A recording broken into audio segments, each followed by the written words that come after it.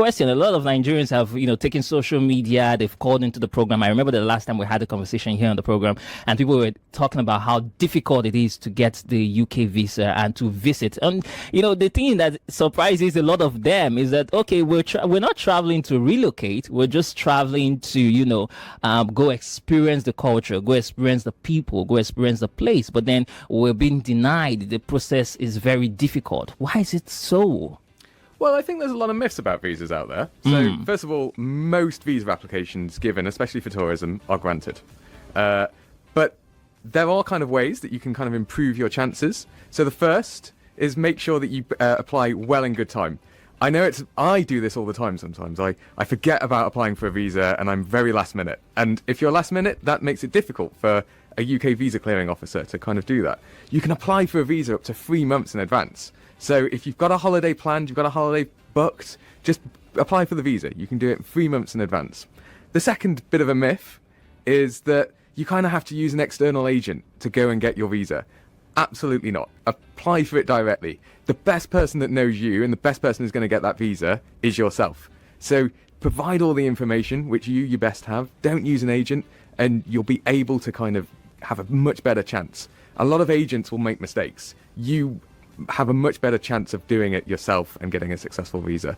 And then the first cheeky little tip, if I can, one of the things that we always see with visas, which always scares visa clearance officers, is people think you have to have a certain amount of money in your account.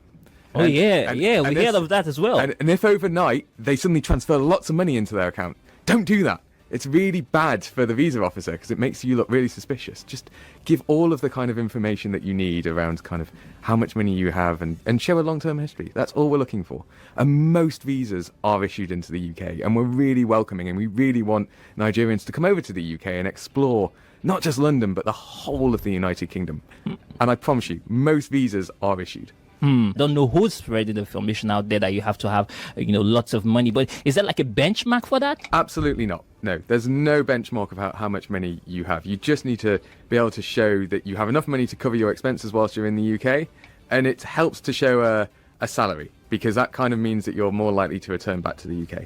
But there's no kind of minimum amount that they look for to have in your account. It's just a certain amount to be able to kind of cover your expenses. If you had less than £5 in your account but wanted to stay at the Ritz, for example, then maybe a UK visa clearing officer would be suspicious of that, because how are you going to pay for your hotel? But if you have enough money to be able to cover your expenses, and you show a salary or you show a certain amount of income, that makes it much easier. There's a lot of myths out there about visas. Yeah. And trust me, they are much easier to get into the UK. Just fill out the application form yourself, and most of those applications are granted. And if not, then you're given a really detailed letter about what you need to do on your next application. Exactly, because most persons try out again, when they get the in. So we want to know what's wrong, but sometimes there is no detailed response back from the embassy or the commission, to tell us exactly what we did wrong, how they applied wrong, what they did wrong, so they can sort out all of those issues. So let me correct one other myth, actually, if I can. So actually, the visas aren't issued by the embassy. That's a myth. They're actually issued by a very separate organisation called the United Kingdom's Vetting and Immigration Service, UKVI, and they are the agency which effectively issue the visas and do the clearances. So actually calling me up, calling the embassy, we're not really going to be able to help.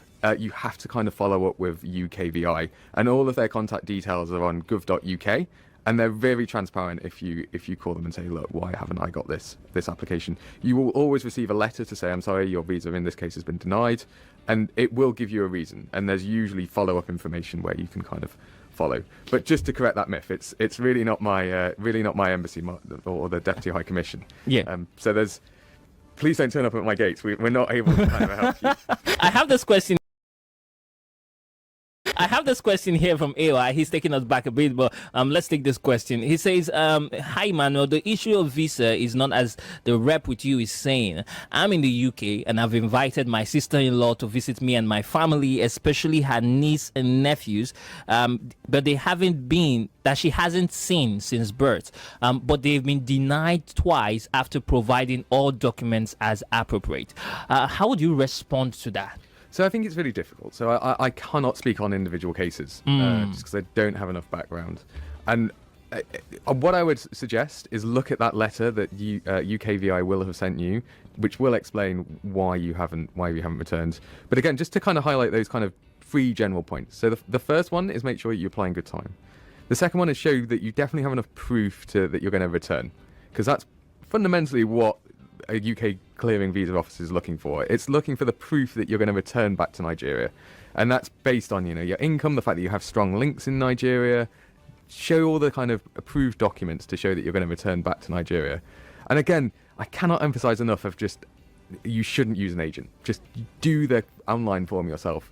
I don't. Agents obviously have an incentive to reapply and reapply. Just do it yourself.